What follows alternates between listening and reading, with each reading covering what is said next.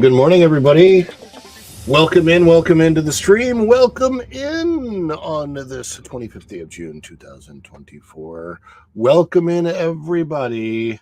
We are going to start in just a moment. I'm just kind of giving people a chance to come in and populate, if you will. How is everybody out there? Hello, Little Mouse 27. Little Mouse is in the house. How we doing out there?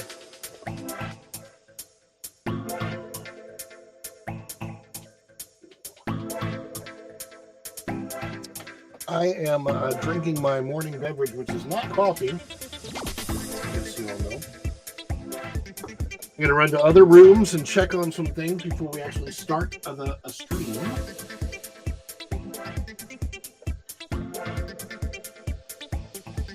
We'll be going in just a moment. Got some dicey subjects to talk about. Hello, Gim.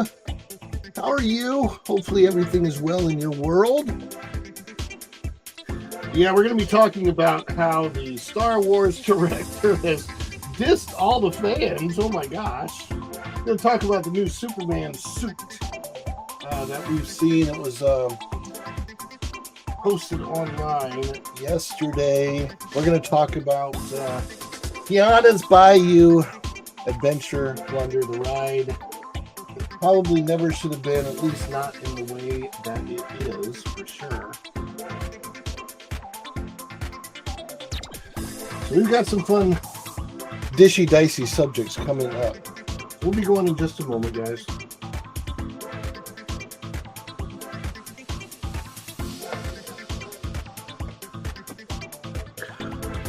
Be right back. I got to check a couple things. I am here, I promise. So keep chatting among yourselves in the chat.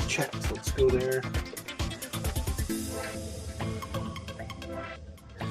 As you're coming in, make sure you hit that like so we get the stream out to as many people as possible. Now, I am going to be doing this at 10 o'clock every day, so there's such a learning curve to what I'm doing right now.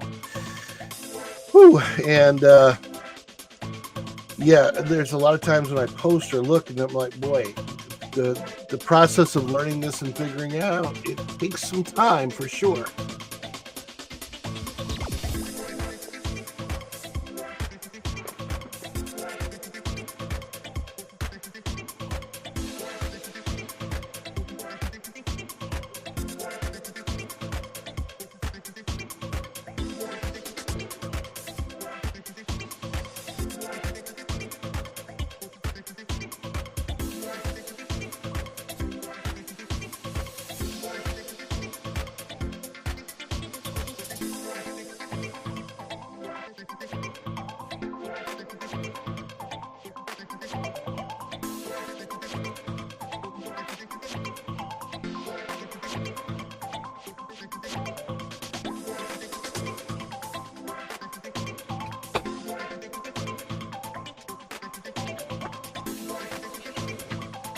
Looks like we got 6 people in here now. Probably here. All right, here we go. Let's get the show on the road.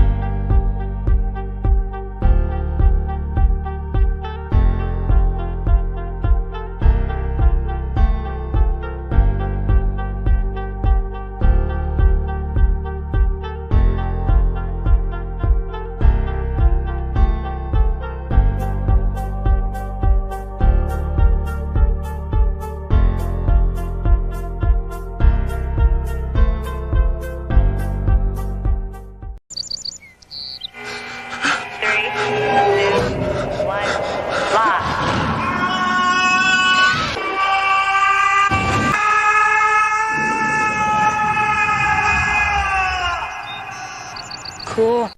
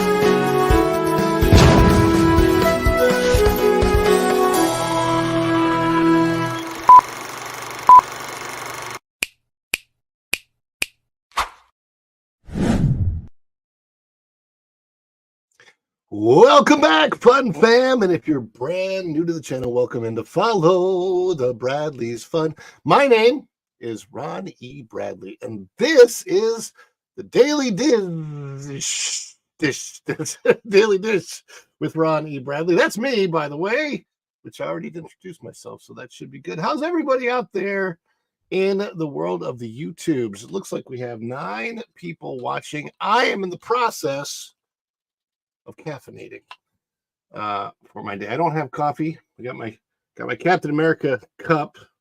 Got my blue stuff in there. Blue drinks, always important, especially if you are wearing a blue shirt. That way, if it spills, it's just blue on blue, so it's all good, right? Good morning, Jeremy. You are multitasking. You do not have to apologize. There is no reason to apologize whatsoever. This show is new. This is officially episode number 2. But boy, is there going to be a learning curve on this daily show. So the idea for this show is to go over some things in pop culture and parks news. More specifically, I'm trying to aim it towards the parks. But the thing about the parks is they're so integrated with pop culture these days because of what we call IP, or intellectual property, meaning that so much of the intellectual property of these larger companies go into the parks. For example, Warner Brothers, their intellectual property goes into Six Flags. So there they have the Looney Tunes, they have the DC superheroes, and we're going to talk about a DC superhero today. The Universal parks have Universal Monsters, they have Shrek, they have DreamWorks, so they have a lot of intellectual property there. And of course, Disney has a ton of intellectual property, owning Lucasfilm for all the Star Wars stuff, owning Marvel for all the Marvel stuff, although some of Marvel's intellectual property is in the Universal parks because of a deal a long time before Disney ever bought the Marvel intellectual property, and they couldn't get out of the deal, as it turns out. So that's a kind of a weird deal where in the contiguous United States, specifically anywhere east of the Mississippi River, Universal Studios has the rights to Marvel, a lot of Marvel, not all of Marvel, but most of Marvel stuff in any theme parks, and they have exclusive rights, meaning Marvel cannot be used as the intellectual property as the theming for any other ride or attraction in any other park. Now, what's weird about that is there's some Marvel stuff over at Disney World now, because not included in that deal back in the day was the Guardians of the Galaxy. So you have Guardians of the Galaxy Cosmic Rewind at Epcot, which is a good thing because that is like the best ride that Disney World has going on right now. So thank goodness for that. How is everybody out there in the YouTubes? Let's see your comments in the chat. We've got Little Mouse in the house. Little Mouse says hi. We've got Canadian Family Life. That's Tiffany. Tiffany says, hello, Little Mouse. Also, she said hi to me. Hi, Tiffany back. Hi, Gim. Hello. And we've got Jeremy Heath is in the house this morning. So I hope that you all are doing well. And please continue to chat amongst yourself. Ask questions along the way, if you will. As we get going on our stories here. Now, sipping my caffeine, if you will, and we are going to raid into Culture Casino, who's going to be talking about something. I don't talk about things like Julian Assange being free. Not my thing. That's his thing. But that's the cool thing, is you get different news from different people. And speaking of that news, let us go to I want to talk about the first thing that I kind of want to get out of the way is Star Wars. So I want to show you something that was posted yesterday. So this was posted, and I'm going to share this over here. This is on X. My friend Lorena Creole reposted it, and let me make sure that I bring that up in the stream over here. There you go. So hopefully you guys can all see that. How about if I layer it down here? Can you see it better if I make it bigger? There you go. Perfect. Okay, so this is what we're talking about when it comes to Star Wars, because Star Wars Land Galaxy's Edge is in Walt Disney World. And so whether it's exciting or not, to me, Star Wars, the current condition of Star Wars these days, I haven't seen anything great come out of Star Wars in a while. I liked the cartoon Star Wars Rebels, which is technically part of canon. They do things a little bit different with Star Wars, where they make some of the cartoons canon and different things like that. Anyhow, so we're going to talk about this. I want to go over here to this post. So what Lorena says is Star Wars has always been for everyone for decades, until Disney wiped its tail end with it. Where the heck have you all been? She says. So we're going to watch this. I don't know. Is there a way to blow this up? No, it's not really a way. And I'm not sure. You might not be able to hear the... did I share the audio with this or not? Okay, so I can actually share. I think I'm sharing the audio here. All right, so we're going to play it with, I believe, the audio on X. As we, it says, it matters what side you choose, even if there will never be more light than darkness, even if there can be no more joy in the galaxy than there is pain. So we're going to play.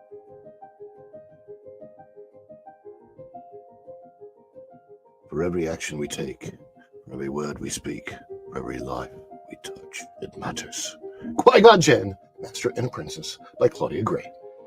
Star Wars is for everyone. For everyone. For everyone. For everyone. For everyone. Star Wars is for everyone, regardless of race, regardless of religion, regardless of gender or identity. Not every show, movie, comic book, collectible, or video game will be your. Okay, so don't really need to play a whole lot more of that. But let's talk about it for just a minute. Star Wars, the idea is that it was made for everyone. And I will tell you, the first Star Wars movie, and this is interesting, the first 3 Star Wars movies were so much for everyone that all they talked about was good and evil, light and dark. And that was it. It was so basic. Star Wars now, I would definitely say, is not for everyone. And technically speaking, even though it was made for everybody, even back in the day, it wasn't for everybody. It never has been for everybody. And why do I say that? Because even though it was made, the idea was made back in the day for everybody. Not everybody likes science fiction. So it's made for, it's made for people that will like it. But generally speaking, the first 3 Star Wars movies, and I would venture to say even the next 3 Star Wars movies, were definitely made for everyone. Please keep my friends in Kenya in your prayers. I'm not sure what's going on in Kenya, but we will definitely keep those friends in our prayers. Going back to what I was saying about Star Wars. So the idea is that Star Wars is for everybody, except it's not. And the stuff that they're putting in Star Wars now is so offensive to so many people. For example, they said every religion. That's not true. They're putting stuff that's very offensive, extremely offensive to certain religious ideologies. People that believe that, for example, families are traditional. There should be a female mother, a male father, and children. And that's the way families are supposed to be. That's the way they're representing certain things. For example, in The Acolyte, from what I've heard, I haven't watched it. From what I've heard, it is not representative of the traditional family, and therefore probably not traditional family values. So now Star Wars is being made in a way that is for a smaller and smaller and smaller and smaller and smaller niche audience. And if that's what they're going for, if they want the tiny little small niche audience, that's perfectly fine. They're shrinking it down. I don't watch Star Wars anymore. I don't care. I'm out. I've been pretty much semi-out since they fired Gina Carano for no good reason whatsoever. I don't think anybody should be fired for speaking their mind, especially something that's really not offensive, that somebody chooses to take as offensive when it was never meant to be offensive. I think that's ridiculous. But that's my thoughts on that. But the reason I wanted to share this is because I wanted to compare it to what the current Star Wars director, the director of New Jedi Order, is saying when, which is the exact opposite of Star Wars is made for everybody. So I'm going to share this tab. Check this out. Check this out. I'm going to go over here. Star Wars new Jedi Order director is drowning out the fandom while making the sequel, which to me is hilarious. Why is it hilarious? Because the new Star Wars director is not only saying Star Wars is not made for everyone, she's saying, I'm not even going to listen to what fans have talked about or what fans want. That's ridiculous. So, I don't know how to get these ads off of here. Unfortunately, I wish I did, because they're drowning out. How do we do this?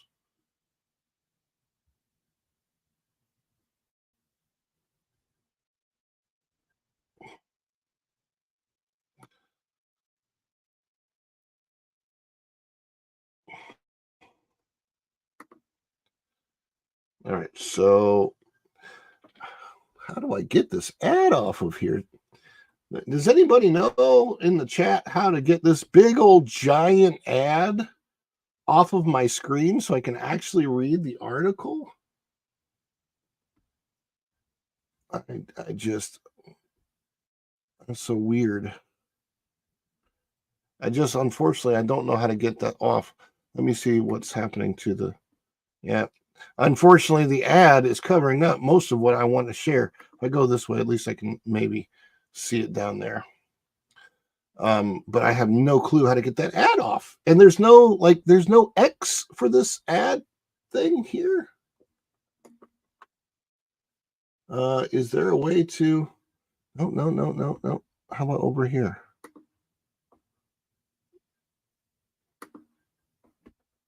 I really, really wish I could get that ad off of there because it's giant and it's taking up my whole screen. I don't know why any website does that. That's why I share these things with you here on YouTube so that you don't have to deal with these stupid ads like I do. Here we go. Oh, now it's moving up. All right, there we go. All right, so what she said is the Star Wars new Jedi Order director is drowning out the fandom while making the Rey sequel. We're going to okay, so,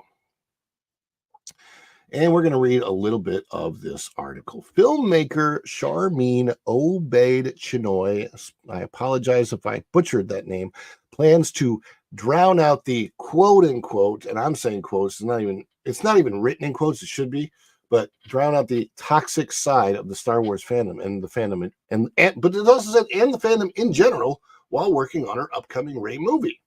Discussing the project carefully with Variety, Obaid-Chinoy addressed being the target of overly critical fans. Now, there's no such thing, by the way. There's no such thing as an overly critical fan. That's not possible. If a product sucks and the product used to be good, but you've made the product worse over time, you did it. The fans don't do that. Sorry. They just don't. So this is just ridiculous that there was Obaid-Chinoy addressed being the target of overly critical fans, many of whom have called her hiring for the sequel another example of Disney quote-unquote wokeism. So the wokeism they put in quotes. I love that. With threats to boycott the Rey movie titled New Jedi Order when it's released. But Obaid-Chinoy is aware of and even somewhat understands the passion felt by Star Wars fans and will ignore all of it until she's done. So in other words, basically, what she is saying there, and I'll get to chats in a moment. The number one thing I get grief about on YouTube streets is the fact I have only one. I love my family. Exactly. Yeah, I know, right? Hey, Marissa's Yarn and Crafts. Welcome into the stream. So we're talking about this, and it's so ridiculous that if I were making a product on YouTube and putting this out there for you guys, you're the consumer, you're my guests, you're the fans, you're the people that want to know what's going on, and you're the viewer. The viewers are saying the viewers are fans, or viewers, okay? You're viewers. All right. And we're going to consume what we like and what we want to watch. You can't really call any fandom toxic for liking what they like and disliking what they dislike.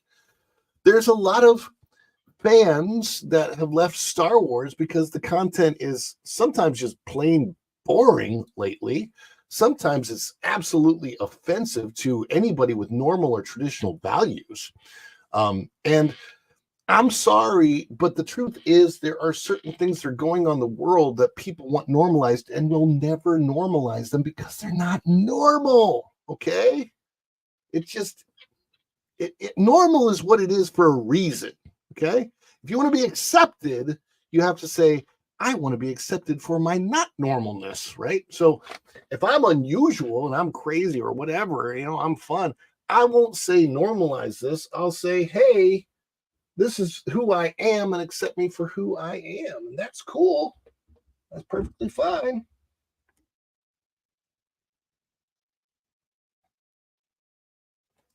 But yeah, we have to want to put this back up.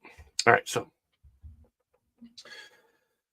so yeah, it just doesn't make any sense what they're doing out there.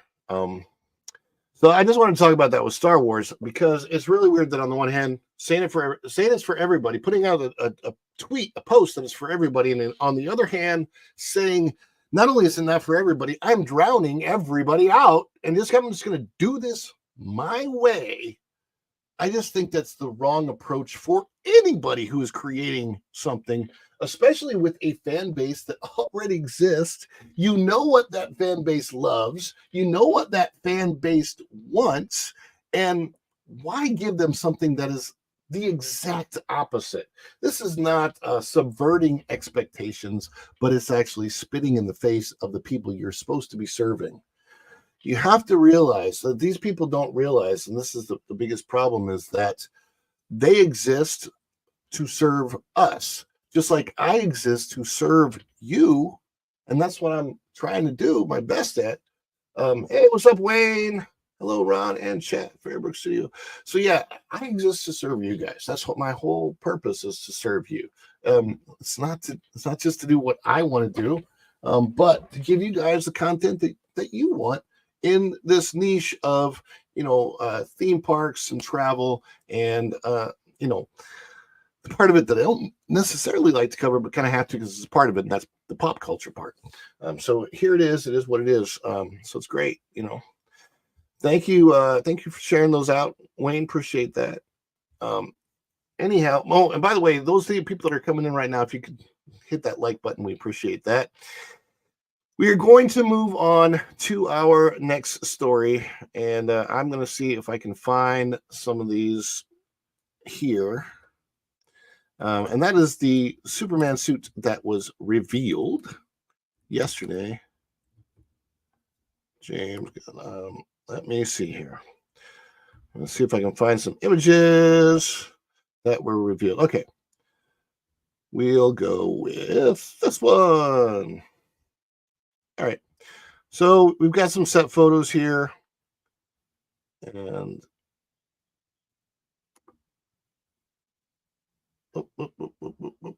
let's see if we can get that up. Boom. All right. So there you see one of the new, a picture of the new Superman suit. I'm just going over this real fast. I don't know if that's big enough for you guys to see. Let me see if I can. I don't know if I can blow that up. Can I blow that up? It's coming from Reddit.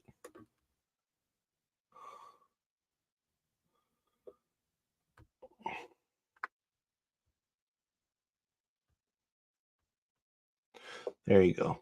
All right, so that's a little bit bigger. Hopefully you guys can see that. Basically, this is just a picture of the new Superman suit, and that's it. To me, it's nothing spectacular. It's not that different than old Superman suits. It's a little baggy, it's a little bunchy, and hopefully they'll fix it in post or whatever. Are any of you guys in the chat out there excited about a new Superman coming up? I'm personally not. I'm sort of over Superman at this time. I mean, it's great, I guess. Superman's going to come out for every new generation. I really enjoyed Henry Cavill as Superman. I feel like he did not get enough of his. He only got one movie of his own, and I would like to have seen more of that version of Superman's story. What's up, Rhonda? How you doing? But this is the suit we have. So if anybody wants to comment on what you think of that new Superman suit, having been in a movie with a Superman myself, Mr. Dean Cain, I can tell you that Dean Cain probably had the most traditional looking comic book suit, even more so than Christopher Reeve. Christopher Reeve had a great suit, and I think that's a lot of people's go-to Superman, the iconic Superman of the movies. But when Dean Cain came on television, the suit they gave him was like literally the most comic book accurate suit from the traditionally drawn comic book, and they were working with a comic books run at the time, which I have somewhere back here, where both his parents were still alive, which I thought was very, very cool. I really, really got to remember to silence my notifications when I do this. I'm actually using my cell phone as my camera, and bothers me when the notifications get. Yeah, the real one. Yeah, indeed. So every new Superman that comes out for a new generation, it's not the same as Star Wars. They're going to remake it, different stories, different versions of it. That's okay. I don't really care. And whether it's something that for me, I will wait probably until it's on streaming, unless the trailers look amazingly good for this new movie. Honestly, the theatrical experience just isn't the same as it used to be, and it's super expensive nowadays. So there's also that. But I do want to get to our final story, and that's what I'm going to be covering on the channel for the remainder of this week, because we're getting up to the point where it's about to open, and that is Tiana's Bayou Adventure. Now, Tiana's Bayou Adventure, it's been having some issues. So, for those of you that may not be familiar with this, Tiana's Bayou Adventure replaced Splash Mountain. Splash Mountain was voted as the most beloved attraction in the world, and now it's been replaced by Tiana's Bayou Adventure. And what you're seeing here in this post by Blog Mickey is that even yesterday, now this thing opens to the general public this Friday on the 28th, but this is yesterday during cast member previews, and the ride is still breaking down, and they're still having to evacuate guests. They have not worked out all of the kinks. I've been covering it extensively on the channel, so if you get a chance, go back, and I have a whole playlist of my updates for Tiana's Bayou Adventure, where that's been, where that's going. My review of it is on the channel. I will link the playlist and the review video below in the description. But yeah, I just want to go over this because this is where we are right now. And if you guys want to let me know in the chat what you think of this, I mean, if you were planning a vacation, or had you been planning a vacation around the opening of this attraction because you wanted to ride, maybe you're a huge Tiana fan. I love Tiana. I wish she would have been given a different ride than a makeover ride. But rather having her own ride, I think would have been, fabulous. And I said this in my second review video when I rode the ride the second time. It stopped a lot, and so I actually got to see a lot of the scenes, and when that happened, it was better, so much better. And I was thinking, if this could be a ride more like Pirates, where you go slow and you have a couple of little drops along the way, and maybe they build it brand new, and like at Disneyland, how the Pirates ride goes by the Blue Bayou restaurant, they could have done this in such a way where where Tiana, you're floating down the bayou, right? And you finally get to the point where you're passing by Tiana's Palace, but it's a real restaurant, and you smell the beignets when you're in the boat. And when you get out, you just want to go rush toward the restaurant. I mean, how amazing would that have been? So, and Jeremy is saying, I would not wait for 20 minutes for any ride. Well, I mean, I don't think that you're going to have to wait a whole lot with the virtual queue, but you might have to wait 3 or 4 or 5 hours before they actually get the ride working for the day. They even created a brand new, oh my gosh, they created a brand new status in the My Disney Experience app for this called Boarding Paused. They've never had that status before. They created that just for this ride. So it is crazy what they're doing over there at the Tiana's Bayou Adventure. I am hopefully going to get a chance to get to the park today because I want to see the cast member previews and how the ride is going today personally with my own eyes. Hopefully I get a chance to do that. I'm also planning on creating a Tuesday night show with my friend Matt Ankney from St. Louis called Two from the Lou, where we're just going to go over some nostalgia type stuff from our lives, both being raised in St. Louis. He still lives in St. Louis, but I live in Florida. So there's some interesting things that could happen there. So with that, I just want to thank everybody for coming in today. Second episode of The Daily Dish. And we will, we got to get better making the thumbnails for this so that they're more understandable for you guys. I understand that and I appreciate that, but this is where we're going. After this, you're going to be redirected right into Culture Casino. So I would appreciate that when he starts and we rate in, let him know that you came over from Follow the Bradley's Fun. In the meantime, like this video, subscribe to the channel if you're not already subscribed, and of course, click that notification bell, because when you click it, you stick it to the YouTube algorithm and you're notified of all of our uploads here at Follow the Bradley's Fun. On that note, you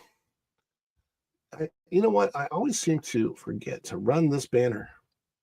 There's my banner. That's supposed to be running the whole show. I'll try and remember that tomorrow when I come in. Click the banner on. Click the banner because we do have memberships available. We do have memberships available on the channel, and I want everybody to have the opportunity to become a member, support the channel.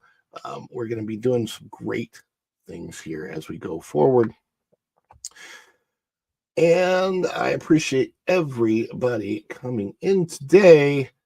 Thank you so much. And go raid culture.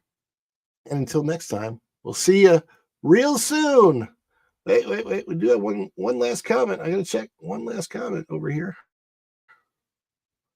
Oh, Disney Secret Kingdom just came in while we're ending. But Disney Secret Kingdom, if you want Go Raid Culture, let them know that you came over from here. Blessings, Jeremy. Prayers for all of those folks over in Kenya. Thank you so much. Have a great day, and we'll see you real soon, everybody. Bye-bye. Ciao. Bye-bye.